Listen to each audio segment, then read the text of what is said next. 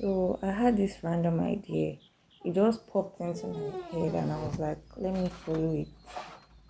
After taking my walk, I had to quickly put it down because whenever I don't put these ideas down, they just fly away from my head. Quick updates. The reason why I'm doing this project is because I'm learning how to use Figma better. So You hence this try project. prototyping with Figma for your first time and it works.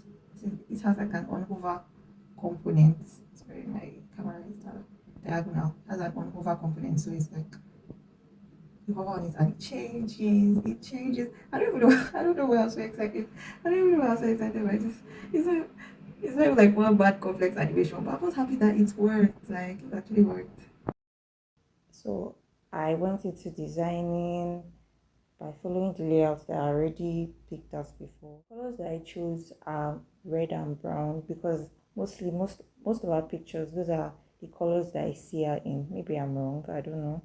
Putting that right up was like the main highlight of it. I had to find a way to make sure that all my text stays like there is enough contrast so that the viewer's eyes can be drawn to where their eyes are meant to be drawn to, because if they're supposed to get tickets now, you don't want their eyes to scampering all around the page because you want to have fun and playful text there. So after picking my colors, I decided to do a yellow one just for fun. I don't even know. I just felt like I had to and I just did it. And I like it. I like how it came out. And I learned how to use more features in Figma. So yeah. What? Hell, yeah, my bad habits. I can just design something like this and leave it here forever. So I've been journaling a lot to calm my anxiety about life and about the next stages of life and where I'm actually going. I feel like I have to figure out what to do next. And I know most people that watch this video will be within that 20s age range.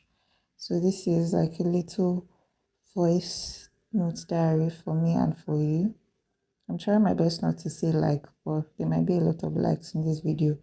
Disclaimer. My first point is going to be on comparison and trusting God for your own path. Like during this past month, everybody is doing something. Everybody is doing something. And it's like, this is what they are doing. I want to do this. I want to do this. Like, there are so many choices. You can literally do anything with your life. And at the same time, it's kind of exciting. And at the same time, it's so scary because you don't want to make the wrong choice. Something I'm really trying to keep in mind is comparison is a thief of joy. Like, if you're constantly looking at what everybody is doing, you will not even be in the headspace to hear what God has for you. I find myself sometimes saying, oh, my friends have gotten a job.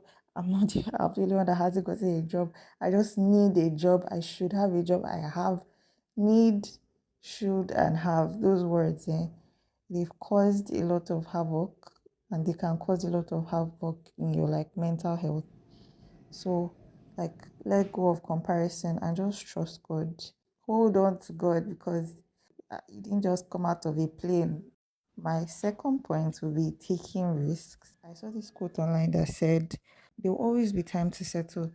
Like, there will always be that time when you can finally say, okay, I can't take risks. Probably I have children, I have more responsibilities. There's really a lot that you can do or you can manage to do depending on where you are in your situation.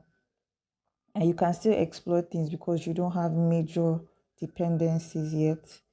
So even if you're already working like a full-time job and there is no time, like even if it's just like 1 hour or 2 hours to just explore something that you're really curious about, so that you don't get into this headspace of apart from this is the only thing I can do in my life, and then you wake up one day and you're 40 and you're like, what if I had done that thing? And I know it's scary. Me that I'm even telling you this. I'm very, very scared and I'm trying my best to manage my mind and manage my thoughts.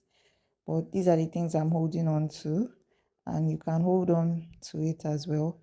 My next point will be intentional about the direction you are heading in.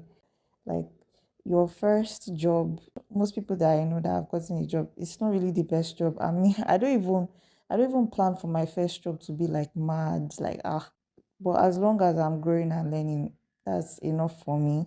As long as that's the direction you want to move in, or this is what you want to explore at this point in your life, that's enough, to be honest. Don't bother your head with I have to figure it all out. Or because you have taken like your first job now, you feel like this is the job. I have to climb up the ladder in this company.